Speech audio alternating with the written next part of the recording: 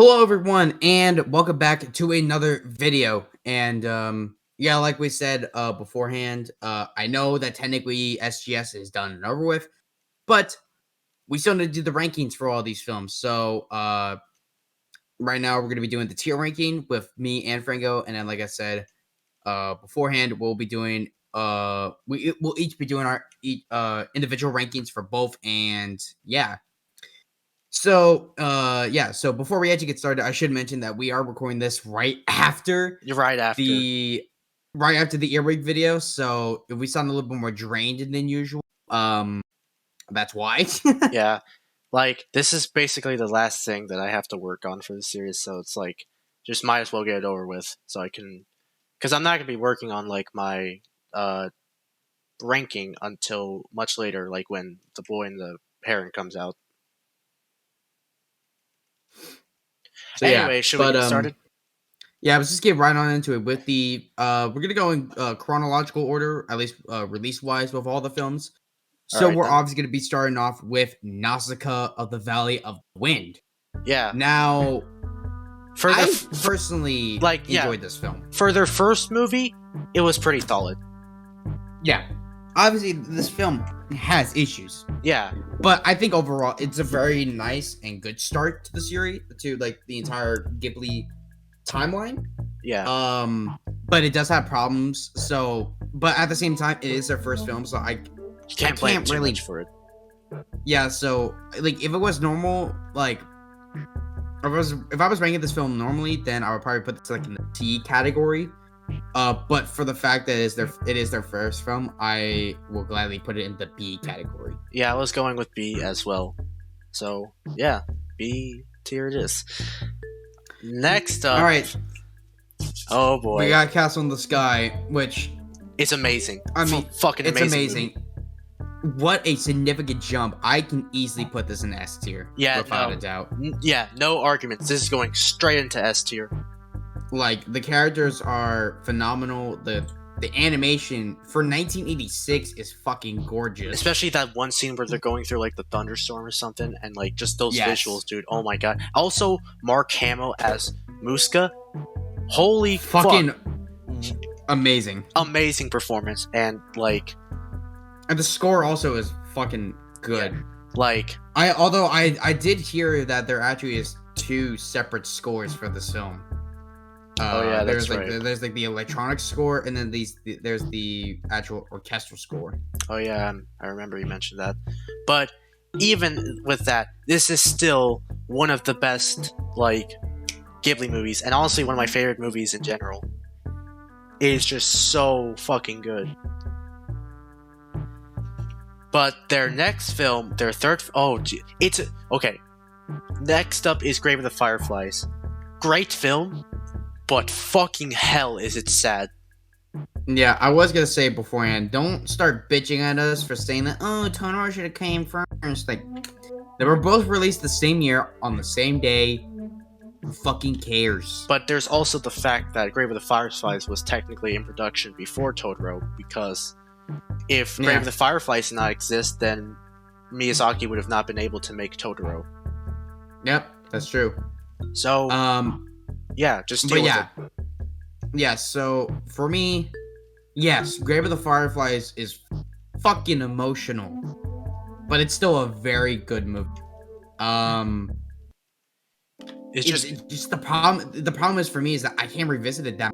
Yeah, it's emotional. It is. Yeah, that's how emotional. But it is still a very good movie, so I can easily put. Story.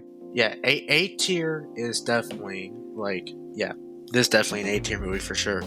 And next up we have is released on the same day as Grave of the Fireflies. Yeah, My Neighbor Totoro.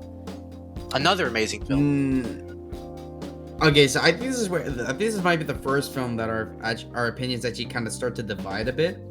All right. On this one, because I personally would put this more, I think, in like lower A to possibly like B category. Because all right. The thing is that yes, I do really like this movie, but it is more of a visual film than an actual like story-driven film. Yeah, and I think that's what hinders it for me. Yeah, I don't think B tier is, at least like I definitely agree with like low A tier. So yeah, I guess low A tier it goes. Yeah. All right, now the next film we got is Kiki's Delivery Service. Man, did I love this film? Yeah. Yeah, this is definitely another good one. I can't get over the fact that fucking Kirsten Dunst fucking voiced Kiki. You know, MJ from Spider-Man, like, holy shit, man. And I think just the story overall, like, it hits hard, especially since we're becoming young adults. Just watching this movie, it's like, it hits hard, and also, like, you really feel for Kiki. Yeah. Now, I don't know about you, but I personally think this is an S tier movie, in my opinion. Okay. I think I would put this, like high A tier. Yeah. So, you would put it above both Fireflies and Totoro? Yes. Alright, I can work with that. Because I think for me, there's only... There we go. I think there's only 3 films out of the entirety of Ghibli's chronology that I would actually put in S tier. Yeah, I think I already know this. Alright, so, so Kiki is high A tier. Their next film... We don't need. No, we already know where it's going. It's going straight into D tier. What even is there to say that we haven't already said? The characters are so boring, especially the ones in the school. They're just straight up assholes. And like Taiko is just such a boring character. Yeah, such a bland and boring character. There's really that being said. There are still a couple good moments in the film. Like, I think visually it looks great. Like it had like any other Ghibli film. It had a good message. Yes, and it had a good message, but they kind of fucked it. Also, that Beatles. Also, don't forget that Beatles reference they made for like 5 seconds. Yeah. The Beatles reference really did kind of bump this movie up from an F tier. So yeah. Yeah, but it's still a bad film. Okay, now the next film we got is Porco Rosso. This film. Definite step up. Oh yeah, from only yesterday. And my god, is it funny? There's some things holding this back. Like for one, there's no real villain to the piece. It's just some douchebag like owner or like money like tycoon pretty much. Well, yeah. Who just wants to like he just, like I completely forgot what like his intention was. I guess that kind of shows like how much he like mattered to the story, concerning the fact that he's just dog shit. Yeah, and I guess also like the movie trying to imply the like connection between I think it was Fio and Porco Rosso. It's like it got a bit weird at some points, but overall, this is still a good film. Concerning the fact that Porco Rosso is like what's supposed to be like in his 40s. He's in his 30s, and yet, but Fio is like 30s. 17. Yeah, and yeah, she's still a fucking teenager. Yeah, it's like, what the heck? What?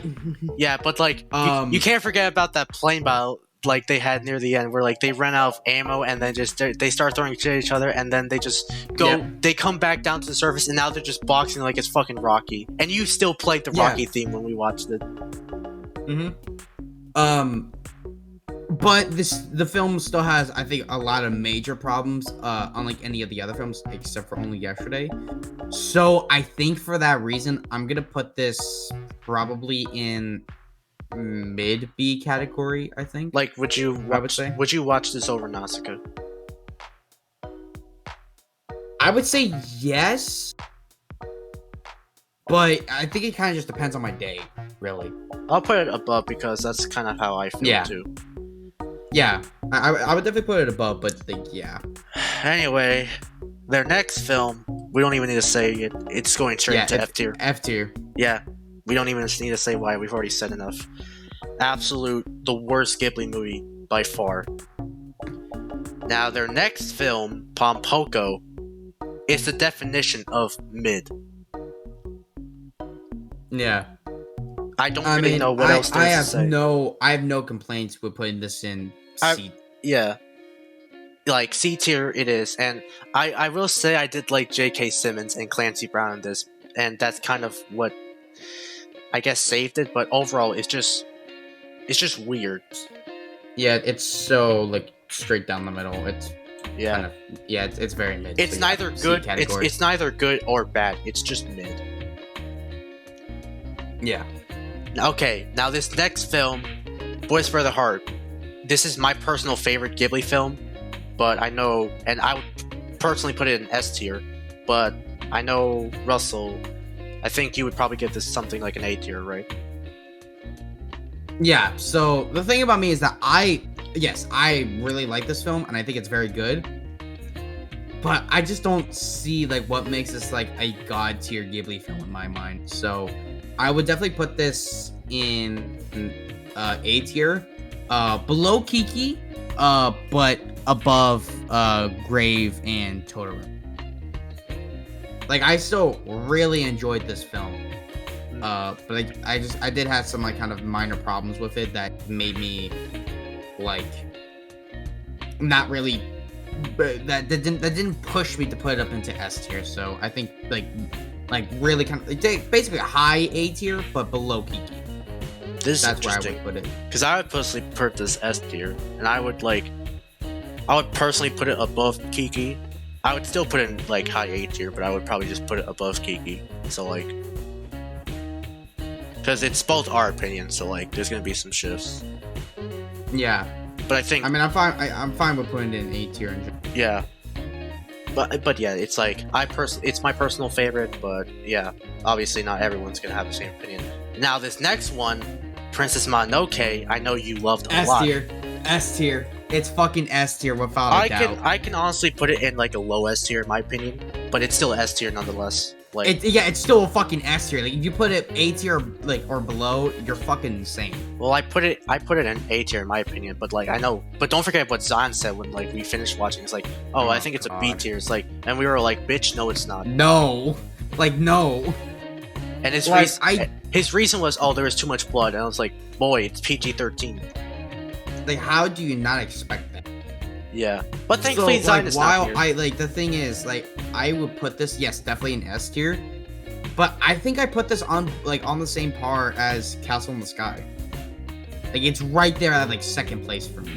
My only problem with this film, I don't even know if I'd really say problem. My only minor issue is like I can't really connect with the characters. And I feel like up until this point, that's what made me love Ghibli a lot, is that I could connect with the characters and follow their adventures. And while I do definitely follow the adventures of like Ashitaka and Princess Mononoke, it's just hard to connect with them. In my opinion. I can see that like a bit, but like I still connect to them a lot. So, yeah. But this might have the potential of being like, see, the thing is, my top 3 Ghibli films, I can pick any of them as my favorite, and like any given day of the week, like I could pick, Castle in the Sky, and then the next day I could be Princess Mononoke, and then the next day I could be one other film that we're gonna talk about soon. Yeah. But yeah, it's just like any roll of the dice, it could be any one of these two and like one other film. But yeah, it's like I fucking love my. Yeah, I can easily work with like a low S tier. All right. Again, like I think we could both agree that there's only like 3 films that we really put up in S tier. Well, 4 in my opinion, but that's besides the point. Anyway. Oh, I think I know what you're gonna put up there next. The next film we got is My Neighbors the Yamadas. It's going straight into D tier. Like, yeah, animation is I don't like it. I don't like the animation. It's weird. It's so weird. Now, at least it did have a couple funny moments on like Onish Day. Like, especially like when they play the radio and it's like they're looking for like their daughter, and like it plays that song where it's like, I forgot how it goes, but I remember we laughed at that scene. Yeah. But I would rather like I get that Takahata was trying to go for that like that manga kind of look, but it just didn't work. That doesn't work well in animation. Like it's like the still frames of a manga is supposed to be still frames. You can't really translate that into animation form that well. Yeah. And yet Takahata tried to, and guess what? It didn't fucking work out that well. And became that being said, though, and became the first. Like I was gonna say I would still prefer this over Only Yesterday because, like, admittedly, while the animation is weird and it's not like, you know, Ghibli animation, there are still some really funny moments throughout. Unlike Only Yesterday, where there was like one scene maybe that I liked. Yeah, and like I would rather watch a movie where it's just a bunch of random stuff happening than like go through a boring movie. Exactly. And also, I was gonna say, this was the first Ghibli movie to bomb at the box office, but it's still better than Only Yesterday, in my opinion. Yeah. So it's still D tier, but it's like a high to mid D tier for right now. Yeah. Anyway, so the next one, Spirited Away, is going straight into S tier. S tier. Okay. It's top of S tier. Okay. That's the thing. Now, in my opinion, I would put this number in like third place on S tier, in my opinion. But like, you would put it in first, right? Yes, and the reason why is that I explained this to Franco, and then he kind of he understood it. That basically for me, it's not my favorite Ghibli film. Either like it's an absolute masterpiece of a film, but me personally, it's not my favorite Ghibli film. I could easily say that Castle in the Sky and or Princess Mononoke is my favorite Ghibli film over this film. The only reason as to why I would put it in first is that as a cinematic film, this does it the best. Like animation wise, story wise, music wise. Yeah, music wise. Overall, it ticks all the boxes so fucking well. There's no way that you cannot put this in first place. You think I feel like pretty much every single Ghibli fan, well, no matter what their favorite Ghibli film is, they always put Spirited Away at number 1 because they can't deny it. It's the best Ghibli film out there. Plain and simple. Well, guess what? We're not like everyone else. But I was gonna say, you think this goes first? I think it goes third. Would second work for you? Yeah, I'm fine with that. As long as that isn't. Yeah. Like as long as that's just an S tier, it's like we're good. Okay, the next film we got is The Cat Returns. Holy shit, did we laugh a lot in this? Yeah, it's definitely a good comedy, but I don't think it's. I don't know. I don't think the story's that good. Yeah, I think I'll probably put this in B tier. Yeah, I would like put this in B tier, but I would probably watch this over Porco because it is so funny, and like it's a nice short film. Like if you just want a short film to watch, Cat Returns is a very easy pick. Yeah. Anyway, the next film we got is Howl's Moving Castle. Okay, should I go first on this one because I already know what you're gonna say about this. Yeah, you can go first. I like this film, I really do, but there is a lot of things with this film that I have some issues with. For one, our title character of Hal is a bit of a brat most of the time. If things don't go his way, he doesn't really like it that much. Also, I don't know why, but as I'm thinking about it more and more, I slowly start to not really follow the main girl in the film. And I think that's just because she is supposed to be a young girl. And yet a good chunk of the film, 90% of it, she is a old lady because of a curse that was put on her. That the thing is that's not who she is though. So when I see that form of her, I just sit there and I'm like, why? This isn't her, so I don't really connect to her as much. Also, for a film that's called Howl's Moving Castle, the moving castle has no fucking significance to the plot at all. I don't even think it moves anywhere significant until the final 30 minutes of the film. Yeah, like I said, with the title and the name of you having a moving castle, you don't use that as much as a moving castle as I think. But that being said, I still think that this is a really, really good Ghibli film, but just some major setbacks for me caused it to kind of put this in. I'm gonna put this in A tier, I would feel like. Yeah, in my opinion, this is like a high A tier for me, and I recently rewatched it with my family, and they both, like, my sister and mother loved it a lot. And, you know, rewatching, since I hadn't seen it in a while, it's still a great movie in my opinion. But yeah, I would put it in like A tier. Question is, where should we put it? I personally put it below Kiki, but above Whisper of the Heart. But obviously, since Whisper of the Heart is above Kiki, I think just in the middle, I guess. Or well, where did you put How in your ranking? Did you put it below Kiki? I put it below. I guess right here is fine.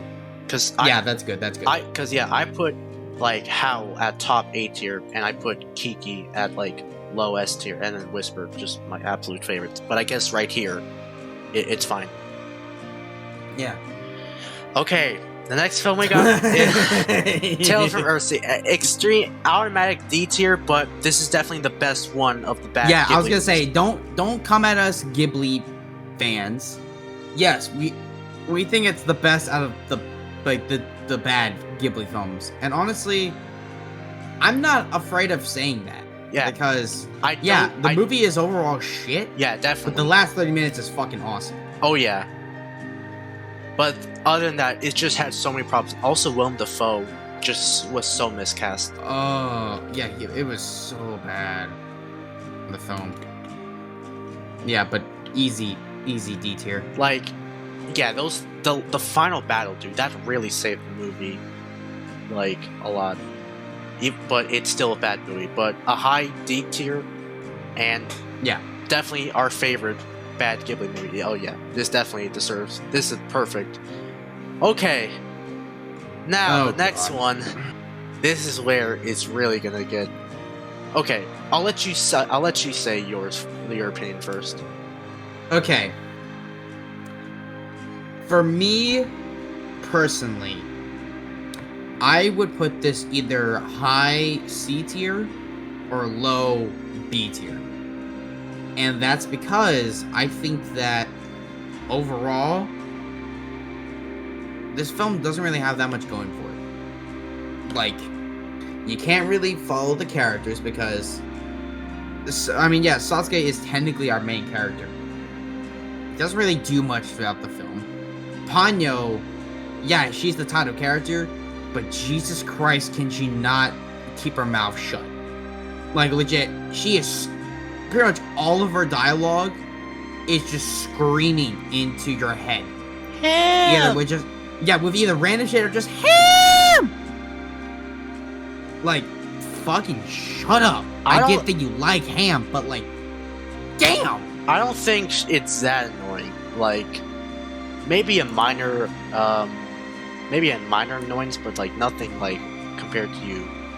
So you said either also, like, I guess before I was gonna say though, like, I guess to say to kind of like defend myself, but to like say positive things about this film.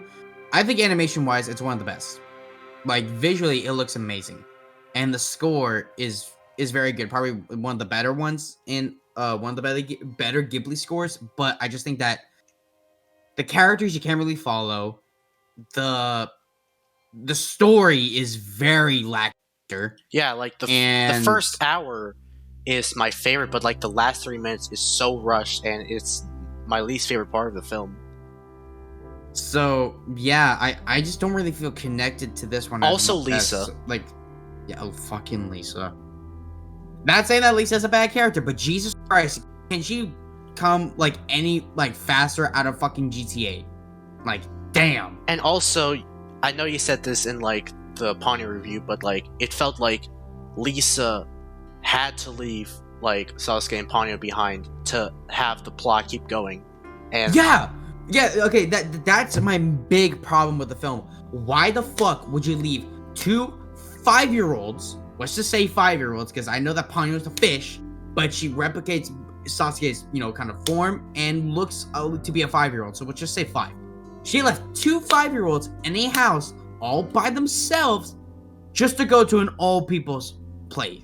Like, bro, leave, let other people care for them. You have kids to worry about. You can't just leave them there. So, yeah, that pissed me off a significant amount. So, for me, I would put this, like I said, either high C tier or low B tier. In my tier list, I gave this a high B tier, but I'm willing to work with either a mid or low B tier. I would say low B tier because there's one other film that we're going to talk about later that's way better than Ponyo. And I think you know what I'm talking about. Yeah, I think I know too. So I would say low B tier. I was probably gonna put it somewhere here.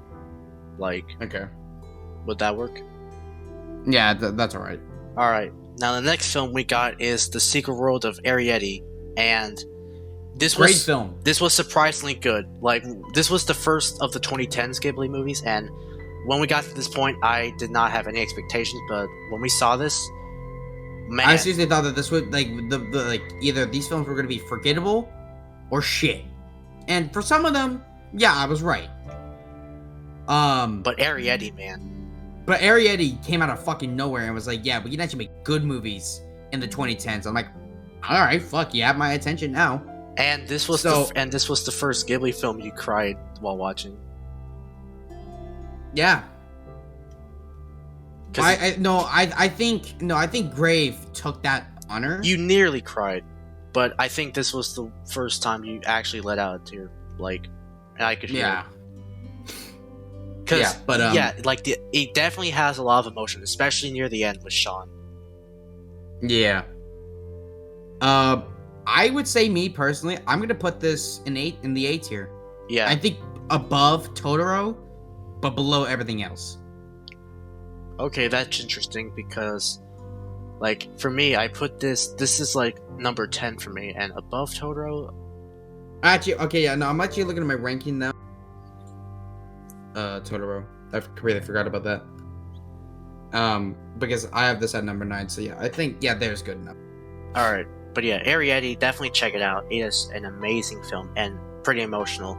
Now, the next film we got is from Up on Poppy Hill. Now, being Goro's second film, this was surprisingly significant good. Step up. Oh yeah, very significant. I'm gonna say, I'm gonna say B tier for this one, very high B tier. That's okay. That's surprising. You think it's a good film, but then there's that incest theory. Yeah, the whole incest kind of twist kind of threw me off, really hard. So, not saying that I would put this I low B tier, or I can agree with a high B tier or low A tier. For me, I would personally watch this over Arrietty, but then again, it might go back and forth. I don't think high B tier in my opinion, but at least somewhere right here. Would that work? Yeah, I'm good with that. All right, just also checking, make sure I didn't screw anything up. All right, yeah, I don't think I messed anything up. All right, the next film, The Wind Rises. I can easily put this in A tier.